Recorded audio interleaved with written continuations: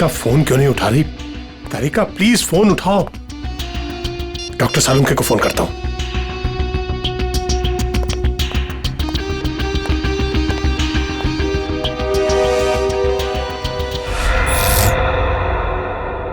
Light को क्या हुआ?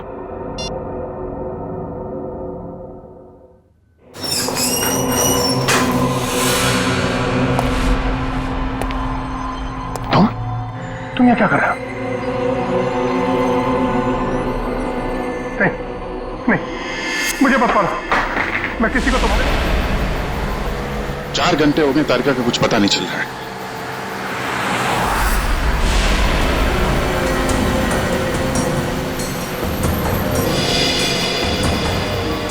सर, तारिका का मोबाइल आसपास ही दिखाई दे रहा है।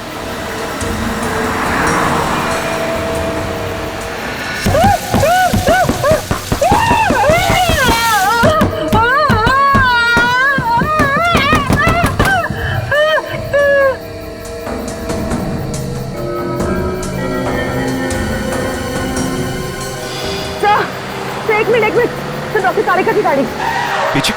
काविन,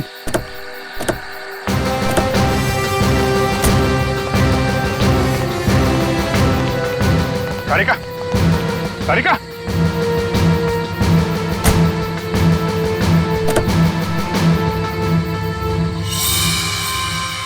खून।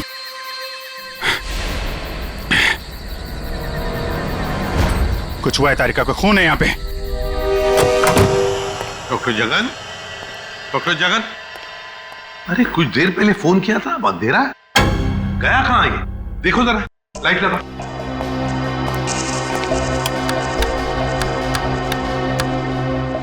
सर, हाँ, स्विचेस सारे ऑन है।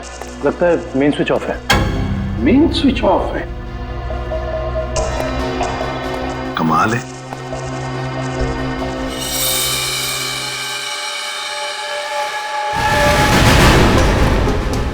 डॉक्टर जगन, सर, ये तो मर चुके हैं। सर, कहीं ऐसा तो नहीं कि खूनी को पता चल गया हो कि डॉक्टर जगन हमें कुछ बताने वाले थे, इसलिए? कुछ समझ में नहीं आ रहा सर। पहले तारिका का गायब होना और अब जगन जी का खून। वही तो। तारिका! तारिका जी, डॉक्टर तारिका। तारिका!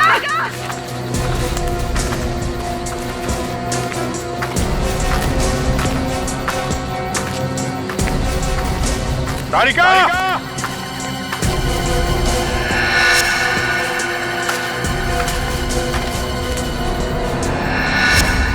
ओह, ये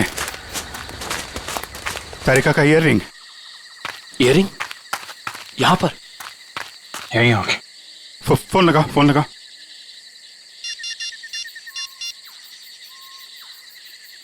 सर, घंटी जा रही है सर।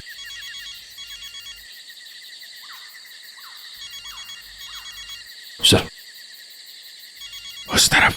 हाँ सर।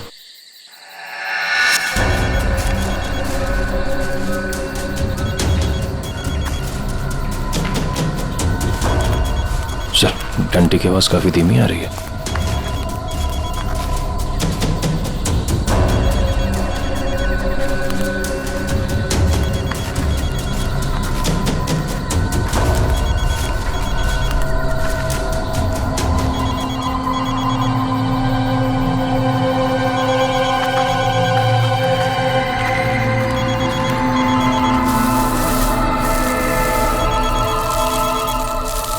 सर, फोन मिट्टी के नीचे दबा हुआ है। वो नहीं, डॉक्टर तारिका नीचे है।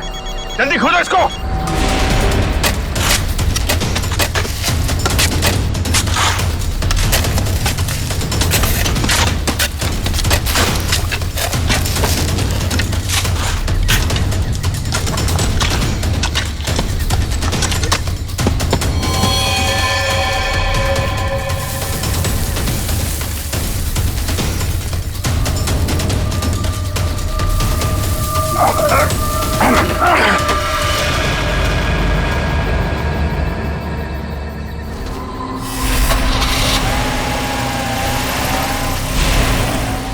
तो ये सब उन लोगों ने उस केस की रिपोर्ट्स के लिए किया है। इस केस ने हमें 3 दिन से उलझा रखा है। समंदर के अंदर बहता हुआ वो लकड़ी का टुकड़ा और उसके साथ वो आदमी की खोपड़ी। लगता है कोई बड़ी मछली फंसी है जाल में। खींच खींच, अरे ये तो कोई लकड़ी का टुकड़ा फंसा हुआ है जाल में। खींच, अरे जल्दी निकाल, नहीं तो जाल फट जाएगा। खींच। ये काई हमें बताती है कि ये लकड़ी और ये खोपड़ी काफी बरसों से समुद्र में अपना डेरा जमाए हुए थी। फिर तो सालुंके साहब ये भी पता चल जाएगा कि ये खोपड़ी समंदर के किस भाग में थी, और साथ ही साथ पक्के तौर पे ये भी पता चल जाएगा कि कितने समय तक थी। हाँ, पता चल सकता है। तारिका, एक काम करो, इस खोपड़ी पर से जितने भी बैक्टीरियाज मिले उनका अच्छी तरह से एनालिसिस करो। इससे उनकी उम्र का पता लगेगा और बाद में हम इस खोपड़ी का रिकंस्ट्रक्शन करेंगे। सॉरी डॉक्टर सालुंके, थोड़ा लेट हो गया। अरे यार, एनीवे कोई बात नहीं। बस ये है वो समुद्र से बहती हुई लकड़ी जिसके बारे में मैंने आपको बताया था। Please check it.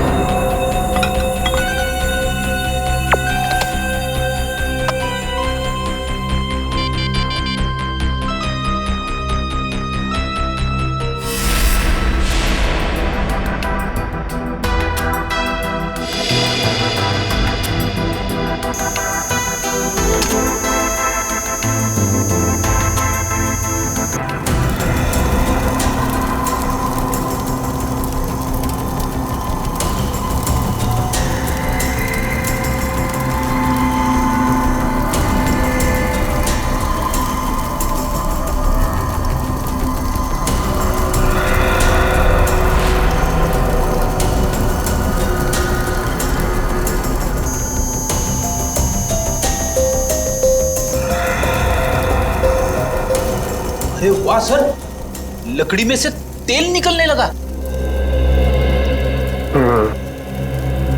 इसका मतलब यह है कि ये लकड़ी समुद्र के उस हिस्से में थी जहां बहुत सारा तेल बिखरा हुआ था, और उसी में से कुछ तेल इस लकड़ी ने सोख लिया। सर, पानी में इतना तेल के लकड़ी ने सोख लिया कैसे? कई बार ऐसा होता है ना कि कोई तेल से भरा हुआ जहाज अगर समुद्र में डूब जाए तो उस जगह समुद्र में तेल ही तेल हो जाएगा। शायद वैसा ही हुआ होगा। अब मैं ये लकड़ी जलाता हूँ। वो क्यों? दरअसल इस लकड़ी को जलाने से जो अलग अलग तरह की लपटें उठेंगी, उससे हमें समुद्र के अलग अलग हिस्सों में मिलने वाले रसायनों के बारे में पता चलेगा। हम उन रसायनों की फोटोग्राफ लैब को भेज देंगे। लैब हमें बताएगी कि ये लकड़ी कहां कहां से तैरती हुई यहां पहुंची, और अगर उन्हीं में से कोई रसायन खोपड़ी पर लगा हुआ मिला तो हमें यह भी पता चल जाएगा कि ये क्राइम कहां हुआ है।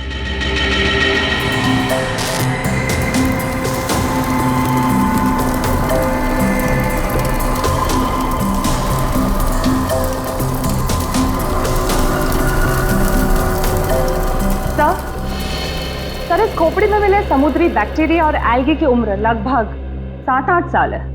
7-8 साल से समुद्र में? तो इसका एक ही मतलब है कि ये खोपड़ी जिस आदमी की है उसकी मौत समुद्र में 2005 में हुई है। 2005। उन रिपोर्ट से हमें पता चल सकता था वो खोपड़ी कहाँ थी, कहाँ से बह के आई थी। कोई तो है लेकिन जो ये नहीं चाहता कि सीआईडी इस केस की तह तक पहुंचे। किसी के चाहने या ना चाहने से सीआईडी नहीं रुकती।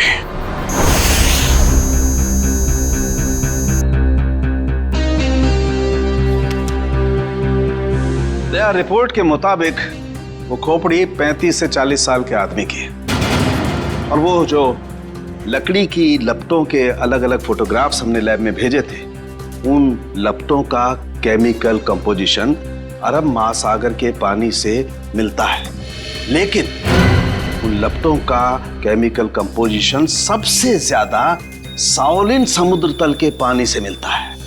इसका मतलब है शाओलिन समुद्र तल से ऊपर उठकर ये खोपड़ी बहती हुई लकड़ी से उलझकर अरब सागर में पहुंची। बिल्कुल। फेरस ऑक्साइड के अंश मिले, फेरस ऑक्साइड, लोहे की जंग। लेकिन सर समुंदर के नीचे एक खोपड़ी पे लोहे की जंग कैसे आ सकती है सर? वही तो। ये खोपड़ी 8-9 सालों से पानी के अंदर थी और बहती हुई एक लकड़ी से जाकर फंस गई, जिसपे से हमें तेल के भी कुछ अंश मिले। हो सकता है ये खोपड़ी किसी डूबे हुए जहाज के मलबे के नीचे दब गई हो।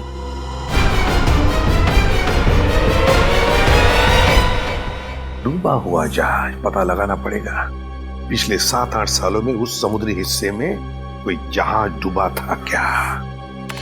सर ये है 1955 में सॉली बैकवाटर्स ऑफ अरेबियन सी में डूबी हुई शिप, जिसका नाम था मून बोट 15Y।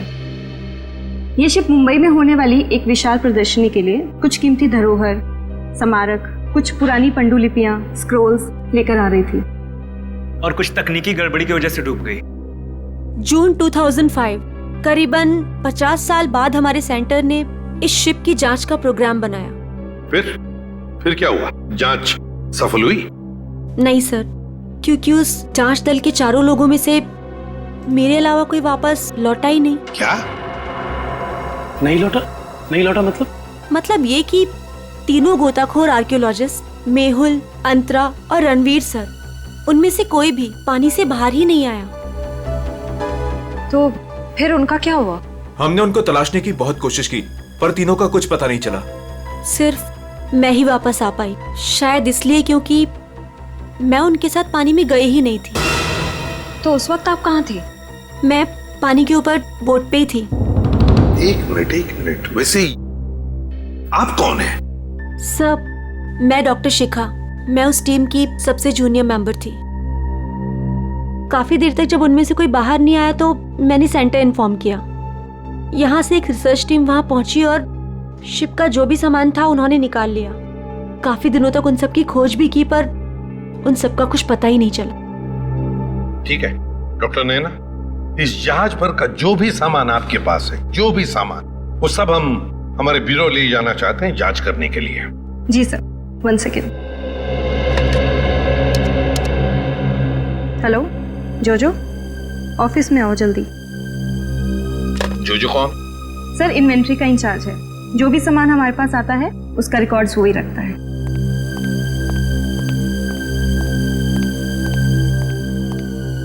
मैडम आपने बुलाया मुझे? हाँ, ये लोग सीआईडी से हैं और इन्हें मून बोट 15Y से मिला हुआ जो भी सामान है वो इन्हें चाहिए। ठीक है सर, मैं आपके ऑफिस में भिजवा देता हूँ, क्योंकि कुछ समय लगेगा कुछ डिटेल और गेट पास बनाने में। ठीक है, कोई बात नहीं। जो ने ये सारा सामान भेजा है मरीन रिसर्च सेंटर से। और तुम इन सारे सामानों को लिस्ट से मैच करके देख रहे हो? हाँ सर, और रणवीर, अंतरा और मेहुल, उन सब की फोटो भी भेजी है ईमेल पे, और उनके रिकॉर्ड्स भी। मयूर वही चेक कर रहा है। गुड, काम करो फ्रेडी, तुम्हारा ये सब लिस्ट चेक होने के बाद में ये सारा का सारा सामान फोरेंसिक लैब में भेज दो। Yes sir.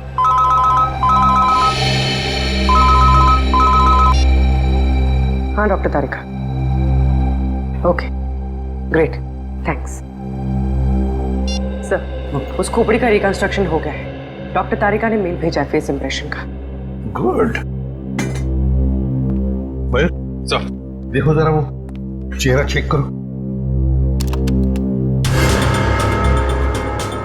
सर ये रही उस आदमी की शक्ल। मयूर, रणवीर, मेहुल और अंतरा, इन तीनों के चेहरे दिखा। सर ये रहे सर। सर खोपड़ी से जो चेहरा बनाया गया है वो मरीन से गायब हुए किसी भी आदमी से मैच नहीं कर रहा। हाँ सचिन, मिल तो नहीं रहा है, फिर भी एक खोपड़ी पर जो चेहरा बना है ना, उसे मयूर हमारे रिकॉर्ड्स के साथ मैच करके देखो।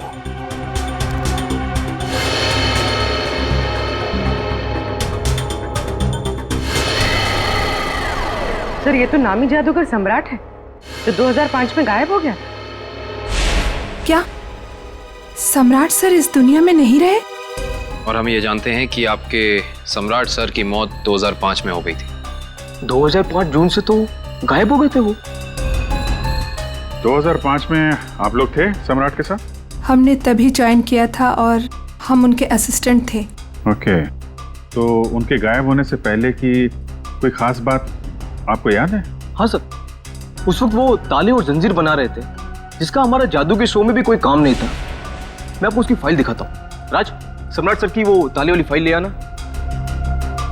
ताले और जंजीर बना रहे थे? जी सर। हाँ सर, मैंने उनसे एक बार ये पूछा भी था कि ये क्या है। बोल रहे थे किसी खजाने की चाबी है, जिससे वो बहुत जल्दी अमीर हो जाएंगे और उनके सारे कर्ज खत्म हो जाएंगे। सर, ये देखिए फाइल।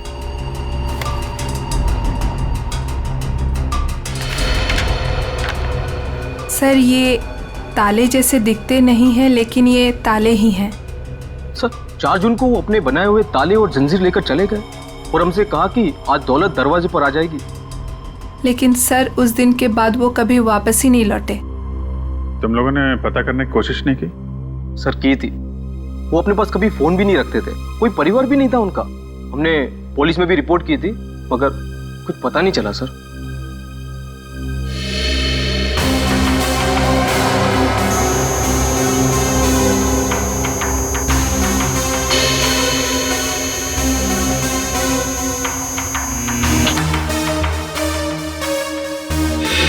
ठीक है, नेक्स्ट।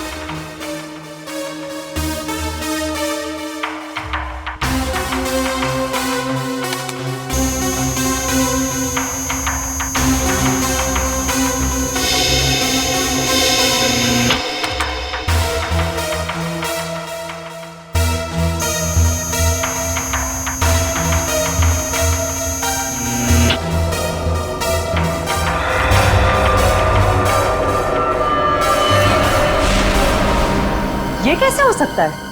फिर से स्कैन करते हैं।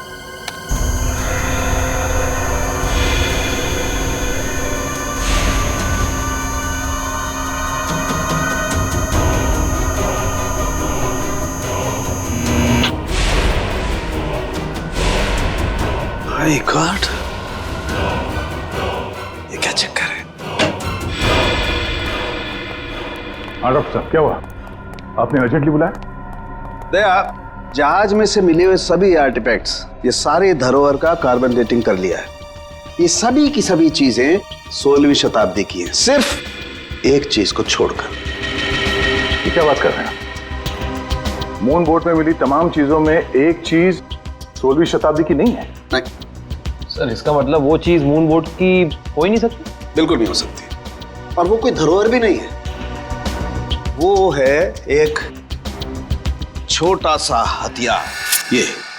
ये चाकू जो 2002-2003 में बना है। सर, 1955 में ये जहाज डूबी थी और उसमें 10-12 साल पुराना हथियार का मिलना, इसका मतलब है कि समंदर के अंदर पड़ी ये मून बोट में कुछ ना कुछ तो हुआ है। जब अंतरा, रणवीर और मेहुल गायब हुए थे 2005 में। और सर, सम्राट का भी वहां होना कोई इत्तेफाक तो नहीं हो सकता। सर, इसका मतलब सम्राट का कोई ना कोई संबंध तो जरूर है उस घटना से जिसमें रणवीर, मेहुल और अंतरा की जान गई उस पानी के अंदर। समंदर के गहराई में वहां जाना पड़ेगा जहां पे इस मून बोट का मलबा पड़ा है।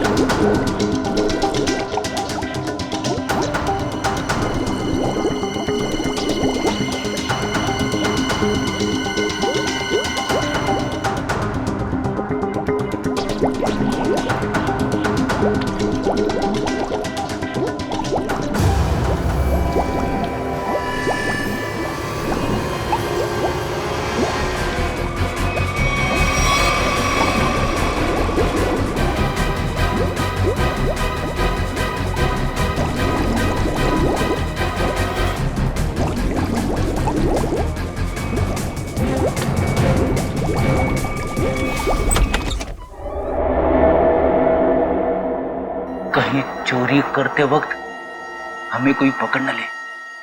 अरे सर, कुछ भी नहीं होगा, टेंशन मत लो। सीआईडी का बैच है ना, हम लोग उसे सीआईडी का बैच दिखाएंगे और कहेंगे चोर पुलिस करने आए हैं। पहले अंदर तो चलो।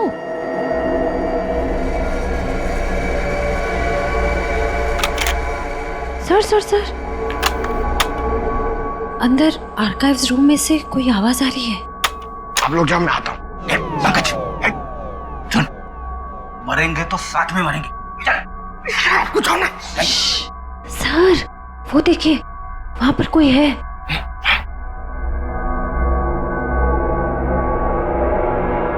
लाइट ऑफ, बंद कर टॉर्च।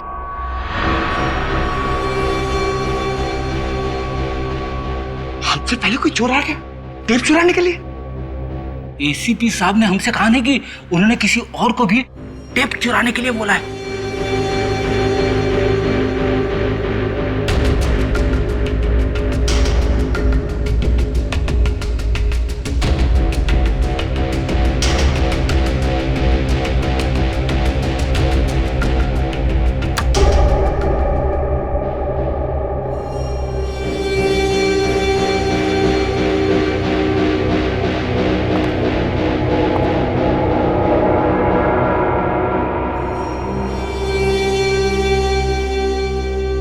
हाथ ऊपर।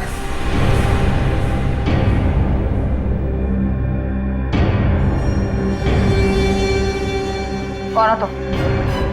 नकाब उतारो।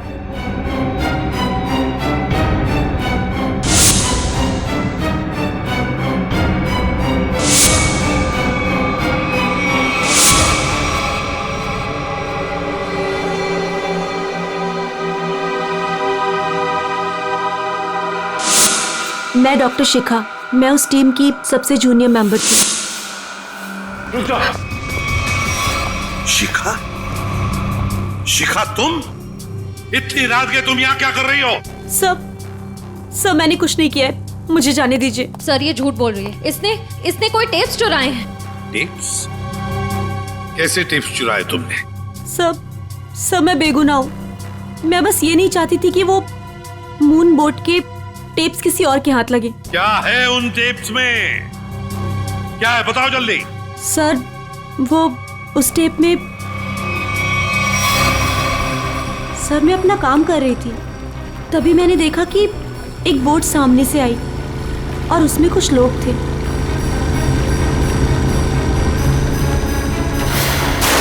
सर, कुछ समय के बाद उन लोगों में से एक आदमी पानी में चला गया और फिर थोड़ी ही देर के बाद वो ऊपर आ गया।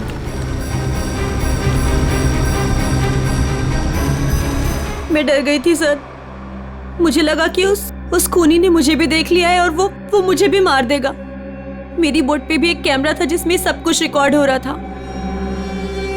उसी रिकॉर्डिंग के टेप्स लेने आई थी सर। सर, इसका मतलब इसने सम्राट का खून होते देखा था, क्योंकि उसी के सर में गोली लगी थी।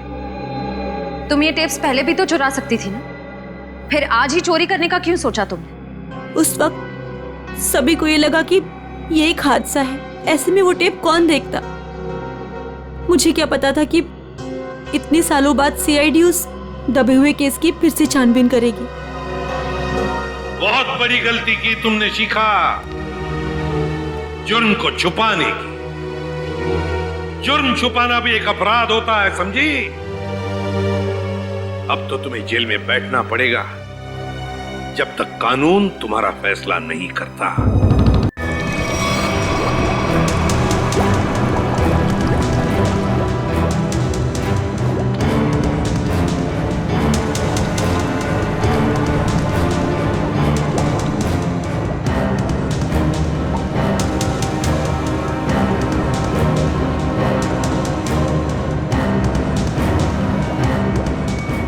एक मिनट पॉज करो।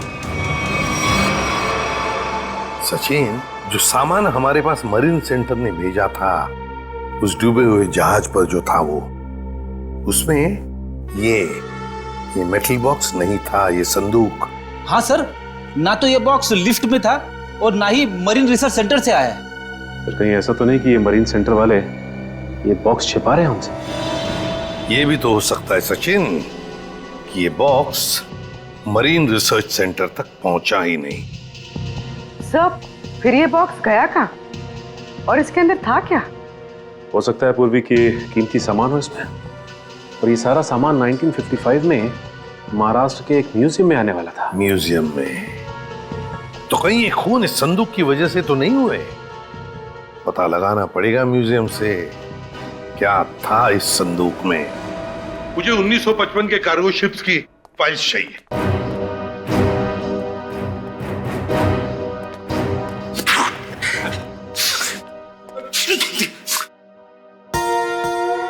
सर, कितनी धूल है? यहाँ पे साफ सफाई करने की सख्त मनाही है। चीख फैलाओ अभियान की पूरी तैयारी कर रखी है यहाँ पे।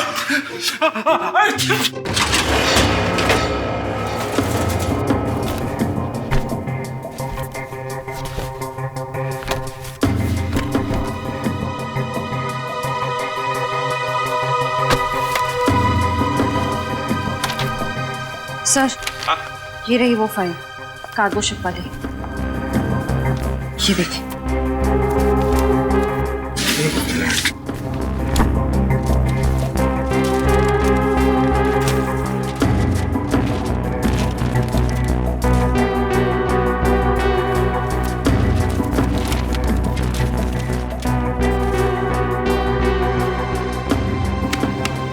ये देखो, मेटल चेस्ट, संदूक, मुगल जवाहिरात से भरा हुआ संदूक 1955 की लिस्ट में है, लेकिन मरीन रिसर्च सेंटर के इन्वेंटरी में नहीं है।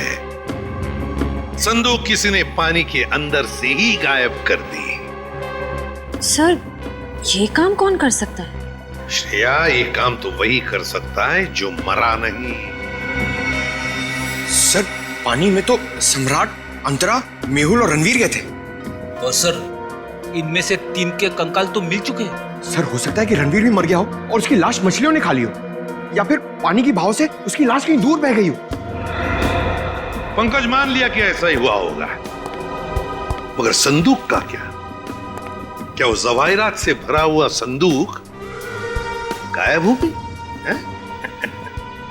जरा सोचो, सम्राट, मेहुल, अंतरा, ये तीनों के तीनों उस जहाज में कैद थे। उनके कंकाल तो हमें मिल गए, मगर रणवीर का कुछ भी नहीं मिला।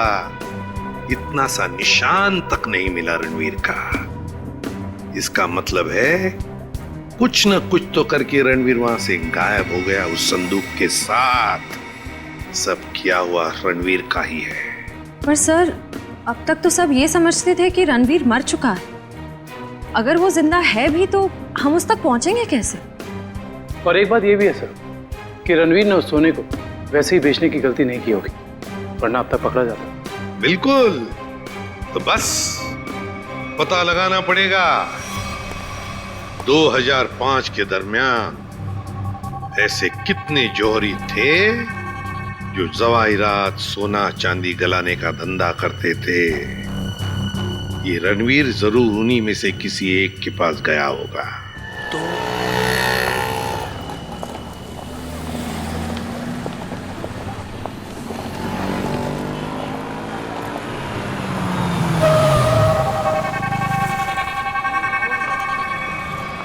हाँ सर, हम लोग पूरी कोशिश कर रहे हैं सर, अभी तक तो कुछ मिला नहीं सर।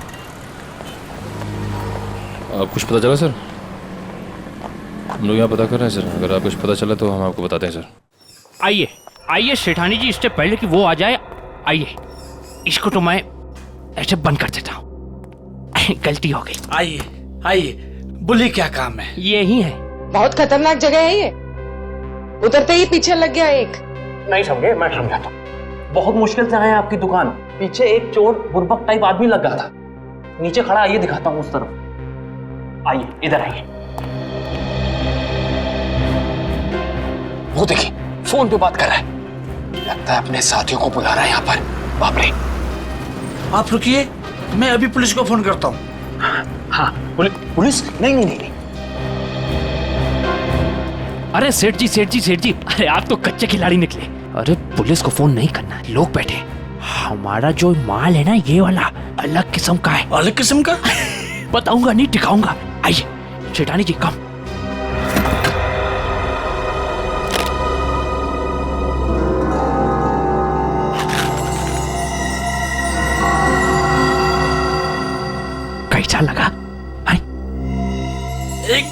सही जगह पर आए हैं आप।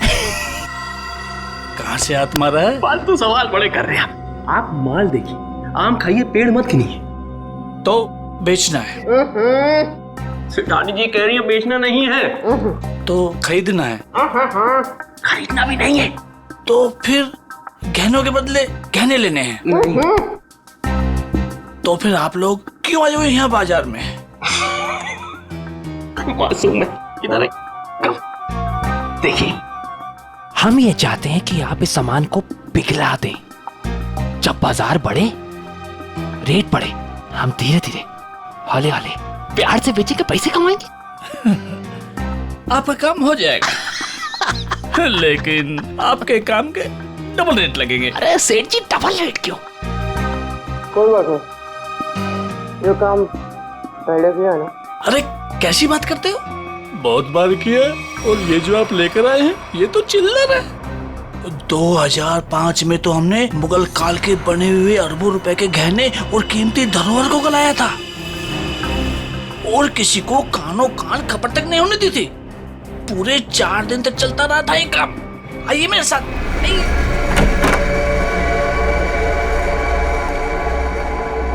अरे चुन्नू, अरे सेठ लोगों का कुछ माल है, गलाना है इसको।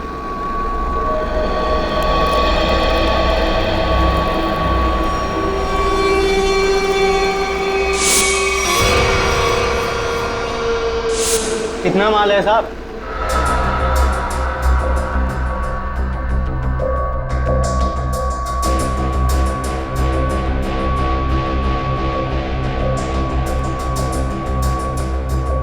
जोजो, तुम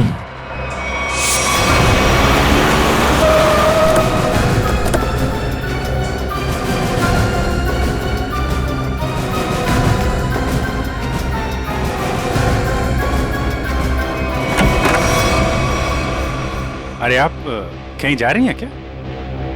हम लोग तो चाय नाश्ते से लेकर डिनर तक का प्रोग्राम बना के आए थे। क्या बात है, आप ऐसे क्यों देख रही? लगता आपने हम सीआईडी वालों को पहचाना नहीं। नैना जी,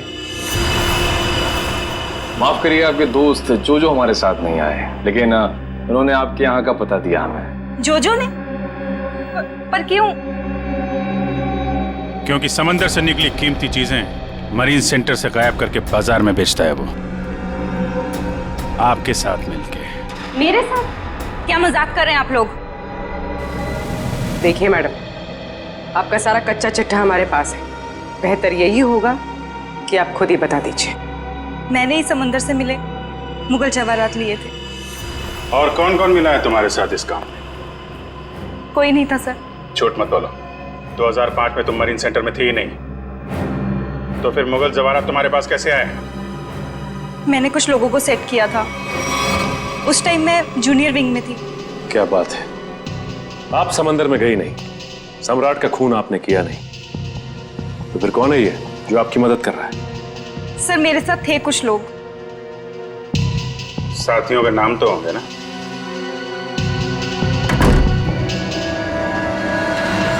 कौन है अंदर? सर अंदर कोई नहीं है सर। सर मैं अकेले हूँ सर, किसे देख रहे हैं सर?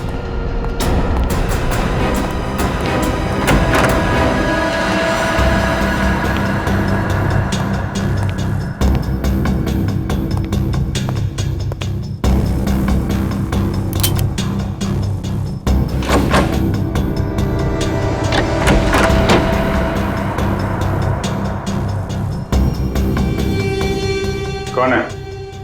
बाहर आ जाओ, बाहर आओ चुपचाप।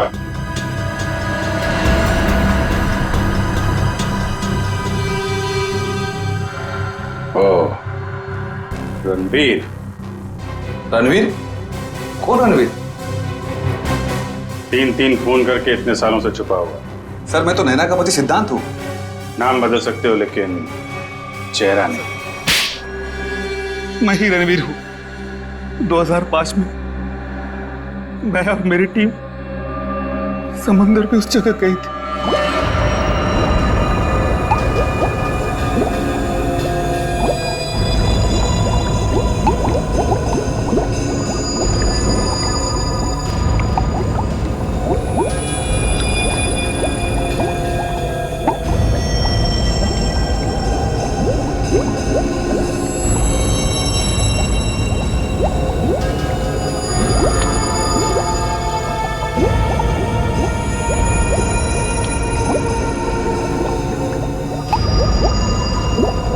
चेस्ट के बारे में सिर्फ मैं जानता था और कोई नहीं, इसलिए मैंने सम्राट के साथ मिलकर एक प्लान बनाया। और सर मैं चेस्ट लेकर पानी के रास्ते बाहर आ गया। सच्चाई को सामने आने में देर लग सकती है, लेकिन सच्चाई कभी छुपती नहीं।